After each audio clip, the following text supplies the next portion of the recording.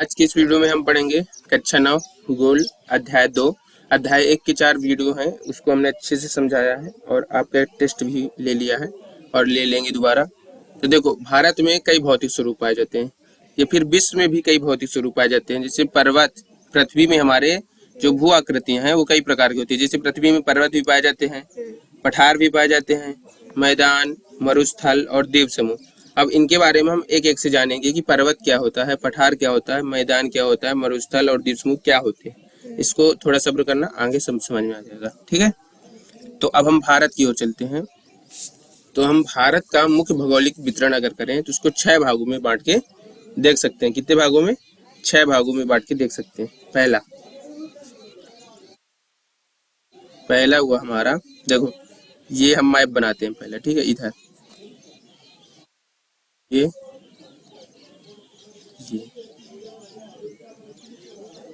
ठीक है, ये ये टेम्परेरी मैप है, क्योंकि एग्जाम में यही ठीक है, छोटा सा बना दो खत्म। क्योंकि अगर वो वाला ओरिजिनल वाला बनाओगे तो उसमें बहुत टाइम लगेगा, रहता समय तो रहता नहीं है। तो अब देखो, अब यहाँ से करो। तो सबसे पहले आता है हमारा हिमालय पर्वत श्रृंखला। कौन सा आता है? हिमालय पर्वत श्रृंखला। कौन सा आता है? हिमालय पर्वत श्रृंखला। तो ये कहाँ स्थित है? ये वाला देखो, ये वाला इस भाग में स्थित है। यहाँ से लेकर, यहाँ से, ये जम्मू कश्मीर है ना, तो यहाँ से लेकर ये इधर तक, कहाँ तक? ये इधर तक हिमालय। ठीक है, ये हिमालय यहाँ साइड, समझ में आया? तो ये भारत में भी है, नेपाल में भी है, चीन में भी है, भूटान में भी है हिमालय का क्षेत्र। ये नहीं कि हिमालय सिर्फ भारतवर्ष में है, नहीं। हिमालय छोटा थोड़ी एरिया है। जैसे माउंट एवरेस्ट कहाँ है? माउंट एवरेस्ट नेपाल में है। तो इतना समझ में आया? नेपाल, भारत में ये साथ साथ मैप बनाते जाना, क्योंकि पता चले ना कि हिमालय किस साइड है। ठीक है, अब दूसरा 6 में बांटना है ना। ठीक, तो पहला हिमालय पर्वत हुआ, दूसरा उत्तरी मैदान। क्या हुए? उत्तरी मैदान। उत्तरी मैदान कौन कौन से हो गए? देखो, ये वाला उत्तरी मैदान है। यहाँ से उतरेंगे, कहाँ से? जस्ट हिमालय के नीचे, जस्ट हिमालय के नीचे। ठीक है, हिमालय के नीचे उतरेंगे, ये वाला पूरा हिस्सा। जैसे उत्तर प्रदेश वाला ये वाला पूरा हिस्सा, ये क्या हुआ? उत्तरी मैदान हुआ। ठीक है, ये वाला, ठीक, ये उत्तरी मैदान का हिस्सा। समझ में आ जाएगा ना?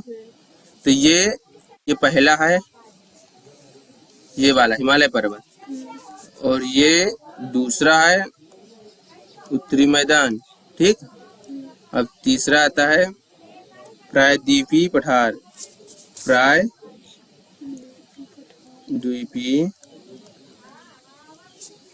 पठार। अब ये पठार है, तो प्रायद्वीपीय पठार कहाँ पास होगा? इसको भी बना देते हैं, इससे बनाते हैं। ये यहाँ से लेकर, ठीक, ये वाला हिस्सा, ये वाला हिस्सा, ये क्या है? तीसरे नंबर।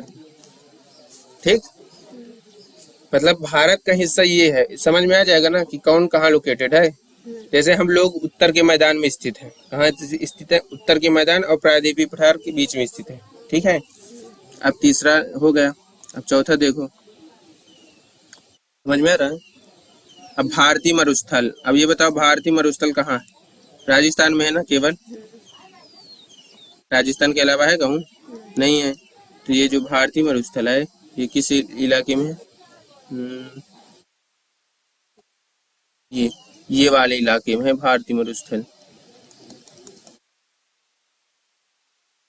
ये नहीं, ये वाले में है ना, ये वाले में। गुजरात के कच्छ में भी तो है। गुजरात के जो कच्छ है उसमें भी भारतीय मरुस्थल है। ये जरूरी नहीं है कि राजस्थान में।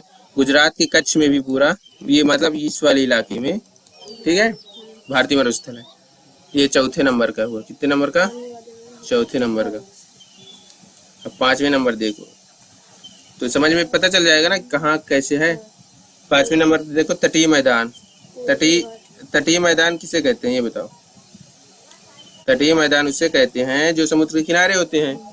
जैसे बीच देखे हो कि गोवा बीच, ये बीच, ठीक है, तो जो तटीय मैदान है हमारे वो इस साइड में, ये वाला, ये वाला, ठीक, और ये वाला, मतलब जितने समुद्र के किनारे हैं ना, समुद्र के किनारे किनारे जहां तक पानी समुद्र के किनारे किनारे है, जैसे कितने राज्यों में, 9 राज्यों में है ना समुद्र के किनारे, तो ये तटीय मैदान हुआ। तो ये 5वें नंबर पर। तो देखो ये पश्चिम साइड है, तो इसको हम पश्चिमी तटीय मैदान कह देंगे, पश्चिमी तटीय मैदान, ठीक है। और ये पूर्व साइड है, जैसे पूर्वी तटीय मैदान, पूर्वी तटीय मैदान नहीं, पूर्वी घाट अलग है, मैदान अलग है, ठीक है। कहाँ लिखा है? तो ये पूर्वी घाट अलग है, तट अलग है, पता है। तट उसे कहते हैं, जैसे बीच हो गया, गोवा बीच, गाना सुने होगे ना बहुत सारे। और घाट उसे कहते हैं, देखो तटीय मैदान उसे कहते हैं जो मैदान होता है नदी किनारे, और घाट उसे कहते हैं जस्ट नदी के किनारे। तो पूर्वी घाट ये वाला हिस्सा, ये जो वाइट दिख रहा है, ये वाइट वाला, ये पूर्वी घाट है। और ये बीच वाला हिस्सा जो है ये तटीय मैदान है, ठीक है। अब जैसे देखो, अब 6वां हिस्सा देखो, द्वीप समूह। द्वीप समूह, तो द्वीप समूह कहाँ कहाँ पास है? ये हमारा लक्षद्वीप है, और यहाँ अंडमान निकोबार है, तो ये हुए द्वीप समूह। ये 6वां नंबर हुआ और ये 6वां नंबर हुआ। तो अब समझ में आ गया ना कि भारत का भौगोलिक वितरण कहाँ पास है। ये चित्र में अच्छे समझ जाओगे, अगर चित्र बन जाएगा तो लोकेशन पता चल जाएगी कौन कहाँ स्थित है, ठीक है। तो नहीं बताएंगे ना आगे अभी, क्योंकि छोटा सा नहीं है, बड़ा का है। बस इतना समझ लो कि पर्वत से छोटा वाला, पर्वत का बेटा पठार कहलाता है, ठीक है। पर्वत सबसे ऊंचा होता है, उससे छोटा हाइट वाला कर लेता है पठार, ये पर्वत, ठीक है। तो इतना हो गया, समझ में आ गया। अब हम चलते हैं एक एक तरफ। जैसे हिमालय पहले पढ़ेंगे, फिर दूसरे में उत्तरी मैदान, तीसरे में प्रायद्वीपीय पठार, भारतीय मरुस्थल, तटीय मैदान, द्वीप समूह, अलग अलग पढ़ेंगे, ठीक है।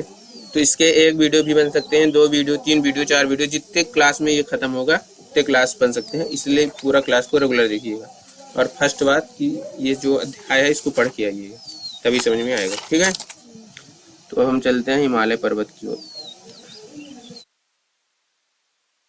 तो पहला हुआ हमारा हिमालय पर्वत श्रृंखला, ठीक है। देखो हिमालय पर्वत श्रृंखला की अगर हम बात करें तो इसमें तुम्हारा बहुत कुछ लिखा है, पमेर ग्रंथि, काराकोरम, लद्दाख, जास्कर, ये भी लिखा है। और मतलब इसमें तुम्हारे किताब में पूरा चित्र बना हुआ, तो लगता है हमको पूरा ही बताना चाहिए, ठीक है।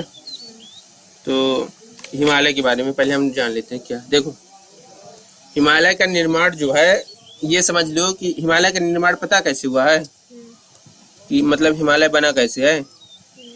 हिमालय का निर्माण, हम हिमालय का निर्माण भी बता देते हैं, थोड़ा सा ज़्यादा डिटेल में नहीं जाएंगे। बस ये समझ लो कि ये एक प्लेट थी जिसका नाम था यूरेशियन प्लेट। क्या नाम था? Eurasian plate. बस इतना समझ लो, बाकी अभी ये ना कहना कि यूरेशियन प्लेट क्या, बस समझ लो बस, क्योंकि ये बहुत बड़ी लंबी कहानी है, तो संक्षेप में बता दें, बाकी आगे शुरू पढ़ोगे, ठीक है।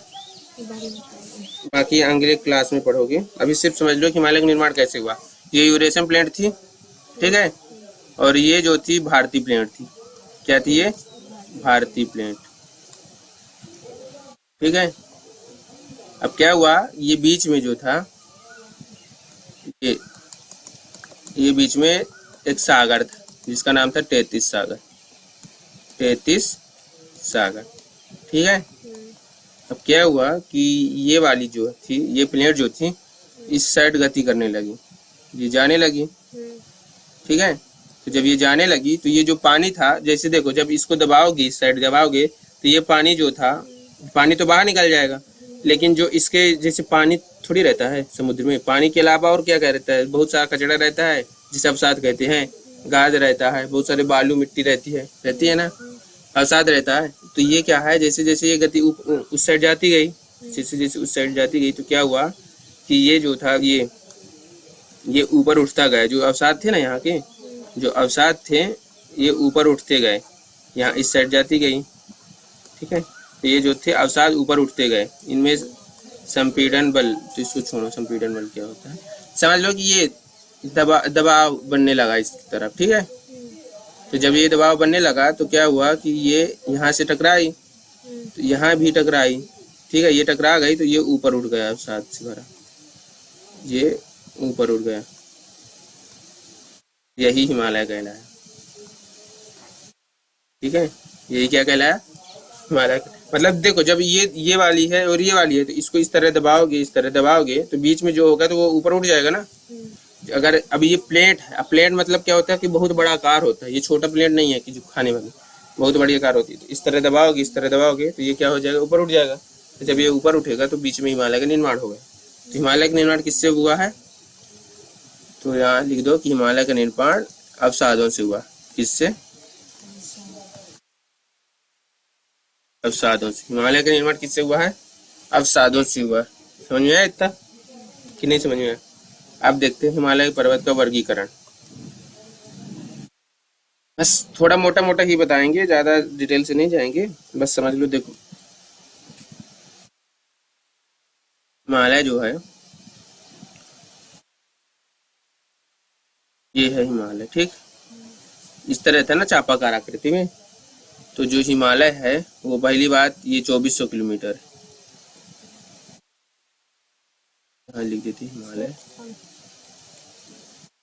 हाँ हिमालय की बात करें अगर हम,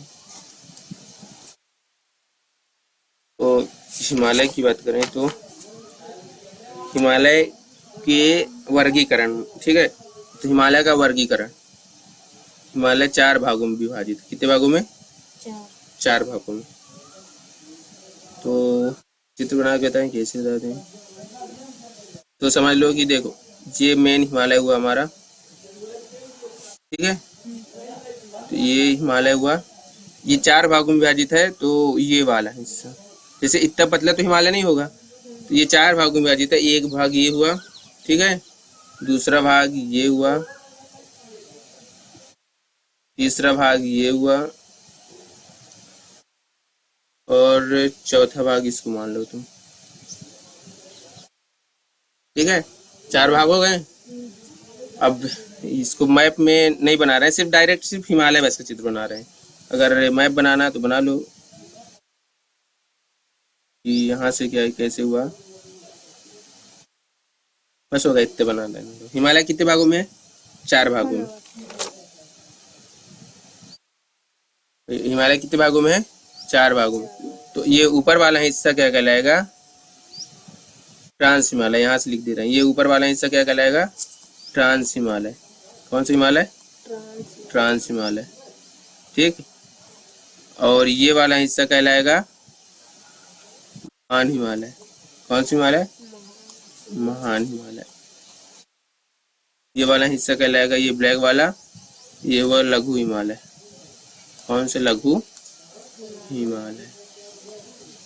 तो ये वाला हिस्सा जो होगा वो कहलाएगा शिवालिक हिमालय, शिवालिक हिमालय, ठीक है। ये समझ में आया 4 कि ट्रांस हिमालय क्या है, महान हिमालय, लघु हिमालय और शिवालिक हिमालय, ठीक है। ये 4 हिमालय का वर्गीकरण हुआ। तो सबसे पुराना हिमालय ये है, ये सबसे पुराना हिमालय क्योंकि सबसे ऊपर है। ये सबसे पुराना हिमालय, ये सबसे पुराना, इसको लिख दो सबसे पुराना ये, ठीक। और ये जो शिवालिक हिमालय है सबसे नया हिमालय, सबसे नया। और ये वाला जो हिस्सा है ये महान हिमालय, ये सबसे ऊंचा हिमालय। कौन सा, सबसे ऊंचा। और ये लघु जो हिमालय है वो सबसे चौड़ा हिमालय, याद रहेगा। देखो जो ट्रांस हिमालय सबसे पुराना, जो महान हिमालय वो सबसे ऊंचा, लघु हिमालय सबसे चौड़ा, और शिवालिक हिमालय सबसे नया। लघु हिमालय क्या है सबसे, वो शिवालिक हिमालय क्या है सबसे नया, ठीक। अभी इतने समझ में आ गया ना हिमालय के बारे में। अब जैसे अगर हम बात करें किसकी, हिमालय के बारे में, ये हिमालय का वर्गीकरण हुआ, ठीक। अब देखो हिमालय के बारे में कुछ लिख लो।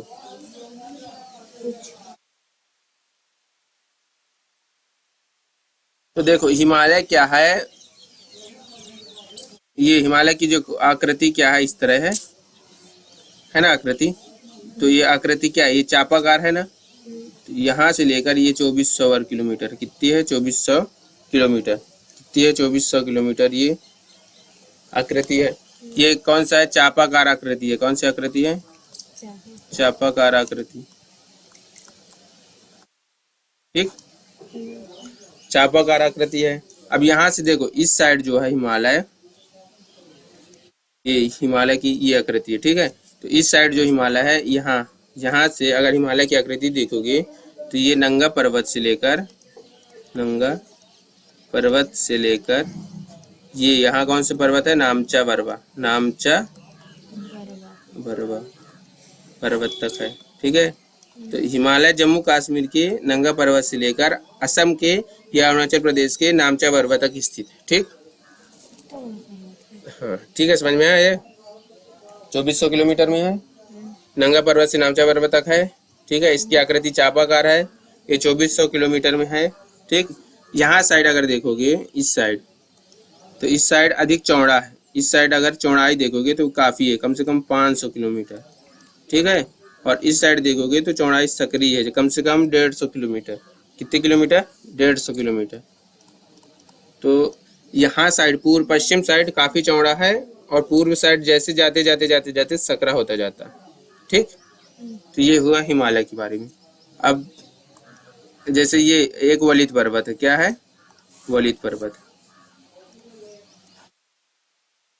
ये पर्वत का प्रकार होता है, कई पर्वत कई प्रकार के होते हैं, जैसे वलित पर्वत, ब्रह्मस्रोत पर्वत है, ठीक है। तो ये ब्लैक माउंटेन, ये जो होता है वलित पर्वत, फोल्ड माउंटेन, मतलब मुड़ा हुआ है, ठीक है। पर्वत नहीं, उसका आकृति दूसरा, मतलब बनने के निर्माण के कारण है ये वलित पर्वत। इसकी आकृति समझ लो कि ये क्या है, वलित पर्वत, इसका प्रकार है, ये वलित पर्वत, ठीक है, वलित पर्वत है। ये पता ना कि स्थिति कहाँ है, उत्तर पश्चिम भारत के उत्तर स्थित में है ना, उत्तर में, उत्तरी सीमा पर है। अब हिमालय को ऊंची कहाँ है, तो उत्तरी सीमा पर है ना, तो यहाँ लिख देना उत्तरी सीमा, इसको बताने की जरूरत थी, उत्तरी सीमा, ठीक। और ये तो पता चल गया ना कि ट्रांस हिमालय, महान हिमालय, लघु हिमालय, शिवालिक हिमालय। तो महान हिमालय को हम दूसरे नाम से भी जानते हैं, बृहद हिमालय के नाम से जानते हैं, ठीक है। लघु हिमालय को हम हिमाद्री हिमालय भी कहते हैं, और इसका नाम देखो, महान को हम कहेंगे बृहद भी कह देंगे,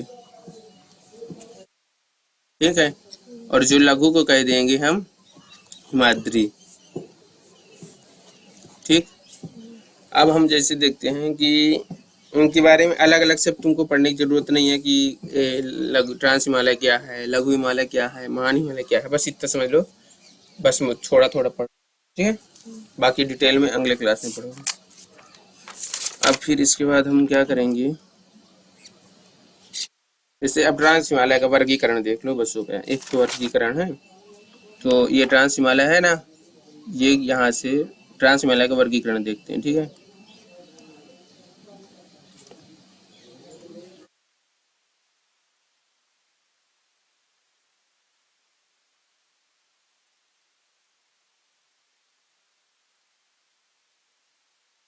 ये पर्वत, ये वो भारत का मैप है। तो देखो ये ट्रांस हिमालय जो है इस साइड है, ठीक है। ये पूरा ऊपर वाला हिस्सा क्या है, ट्रांस हिमालय, पूरा ऊपर वाला हिस्सा क्या है, ट्रांस हिमालय है। तो तुम्हारे किताब में लिखा है, इसीलिए बता दे रहा हूँ कि ये पमीर ग्रंथि है। तो देखो ये क्या है, ट्रांस हिमालय है, तो ये पमीर घाटी ऊपर है, पमीर घाटी, ठीक है। ये पमीर घाटी ऊपर से हो गया, पमीर ग्रंथि, पमीर घाटी। और यहाँ से ये जो है ये वाला हिस्सा कहलाएगा महान हिमालय, क्या कहलाएगा, महान हिमालय, ठीक है। तो पमीर घाटी से महान हिमालय तक का जो क्षेत्र होता है वो क्या कहलाता है, ट्रांस हिमालय कहलाता है। तो देखो इसमें कई ग्रंथियाँ पाई जाती हैं, जैसे यहाँ से देखोगे तो यहाँ काराकोरम श्रेणी, यहाँ कौन सा श्रेणी होगा, ये काराकोरम हो गई, ठीक है। यहाँ पाएगा तुम्हारा लद्दाख, यहाँ होगा कैलाश, और यहाँ होगा जास्कर, ये इधर कौन सा होगा, यहाँ जास्कर। तो इसको क्या कहोगे? बस थोड़ा नाम बस याद कर लेना, क्योंकि तुम्हारे किताब में लिखा है काराकोरम, इसीलिए बता दे रहा हूँ। काराकोरम श्रेणी, ठीक है। और इसको कहेंगे कैलाश, कैलाश श्रेणी, ठीक है। और ये वाला हिस्सा हुआ लद्दाख श्रेणी, और ये वाला हिस्सा हुआ जास्कर। कौन सा हुआ? जास्कर श्रेणी। तो ट्रांस हिमालय 4 श्रेणियों में विभाजित। कौन कौन से? काराकोरम, लद्दाख, कैलाश और जास्कर। याद रहेगा? बस नाम याद कर लेना, क्योंकि तुम्हारी किताब में लिखा है इसलिए बता रहा हूँ।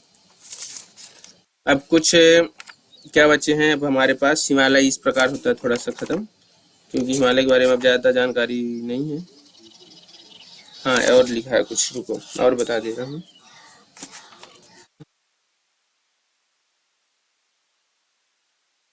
बाकी अगर तुम लोग इससे पढ़ोगे, जैसे मोटा मोटा हमने बता दिया, अब तुम एक बार किताब से पढ़ोगे तो तुमको समझ में आ जाएगा। जैसे तुम्हारे किताब में लिखा है हिमालय के ऊंचे शिखर, लिखा है तुम्हारी किताब में कि माउंट एवरेस्ट, कंचनजंगा, मकालू, धौलागिरी, नंगा पर्वत, अन्नपूर्णा, नंदा देवी, कामेट, नामचा पर्वत, गुरु मंथा। इनको याद कर लेना कि लिखवाए हम, तो इसमें लिखवाए कि किताब में लिखा हुआ। हिमालय की सबसे बाहरी श्रृंखला को शिवालिक हिमालय कहते हैं, ठीक है। प्रसिद्धि दून देहरादून। और यहाँ पे क्या हुआ कि हिमालय के क्षेत्रीय ब्रह्मपुत्र की सबसे पूर्वी सीमा पर दिहांग। देखो अब यहाँ से इसमें थे ना, तो यहाँ पास जो है यहाँ, ठीक है, यहाँ पास सिंधु गॉर्ज है। कौन सा गॉर्ज है? सिंधु गॉर्ज। गॉर्ज मतलब गड्ढा होता है, खाई, तो ये सिंधु गॉर्ज, ठीक है। और यहाँ पास दिहांग गॉर्ज, ठीक है।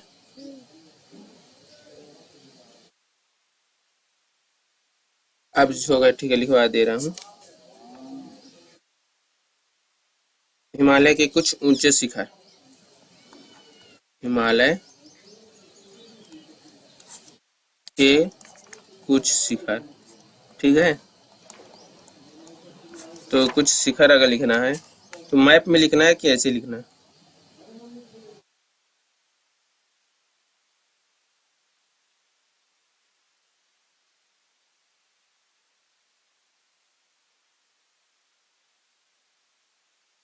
देखो हिमालय के कुछ शिखर, तो हिमालय के कुछ शिखर कौन से हुए? पहला माउंट एवरेस्ट। क्या हुआ? Mount Everest. ये तो पता है ना माउंट एवरेस्ट क्या है? सबसे ऊंची चोटी विश्व की, माउंट एवरेस्ट। ये विश्व की सबसे ऊंची चोटी है। ये कहाँ है? नेपाल में है। कौन से देश में है? नेपाल में। इसकी ऊंचाई कितनी है? 8,848 मीटर, ठीक है। किलोमीटर नहीं, मीटर। ये माउंट एवरेस्ट विश्व की सबसे ऊंची चोटी, विश्व की, हाँ, सबसे ऊंची चोटी, मतलब लगभग 8 किलोमीटर की है ऊंची चोटी, ठीक है। दूसरा क्या हुआ? कंचनजंगा, या फिर गाडविन आस्टीन, K2 लिख दो। गाडविन आस्टीन कितना? ये K2। ये कहाँ है? भारत की सबसे ऊंची चोटी, भारत की सबसे ऊंची चोटी।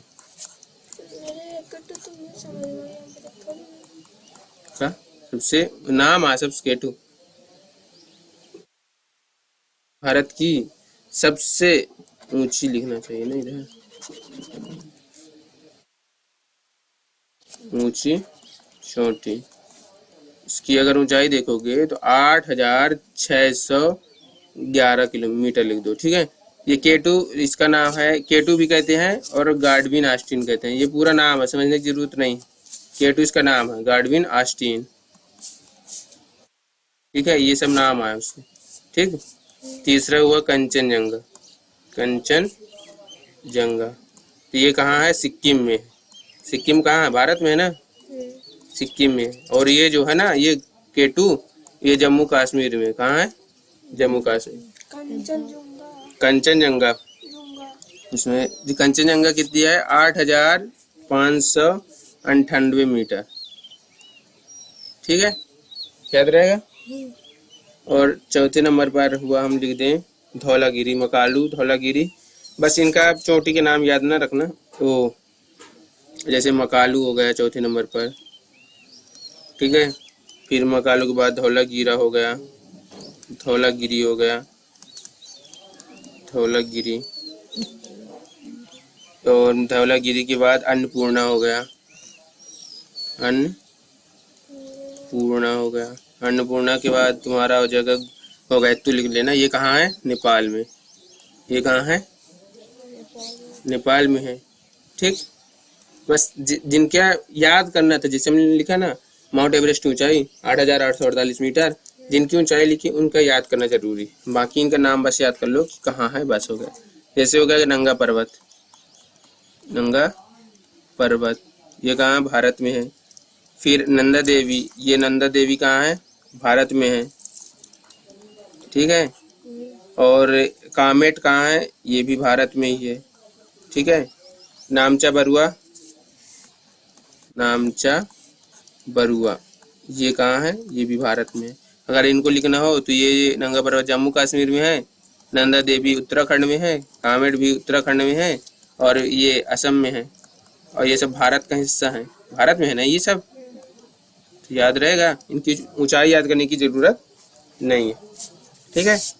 बस हमने मोटा मोटा बता दिया। अब बाकी अगर आप लोग अच्छे से किताब एक बार वाँच लेंगे तो जो कुछ छूट गया है मेरे से, जैसे कि कुछ छूट गया होगा कन्फर्म है, तो जो कुछ अगर छूट गया है तो तुम लोगों से अगर किताब वाँचने के बाद याद हो जाएगा, ठीक है। तो किताब पढ़ लेना अच्छे से, और फिर हम अगले नेक्स्ट वीडियो में बताएंगे आपको उत्तरी मैदान के बारे में। तो उत्तरी मैदान पहले पढ़ के आइएगा, तब समझ में आएंगे। चलिए मिलते हैं नेक्स्ट वीडियो में।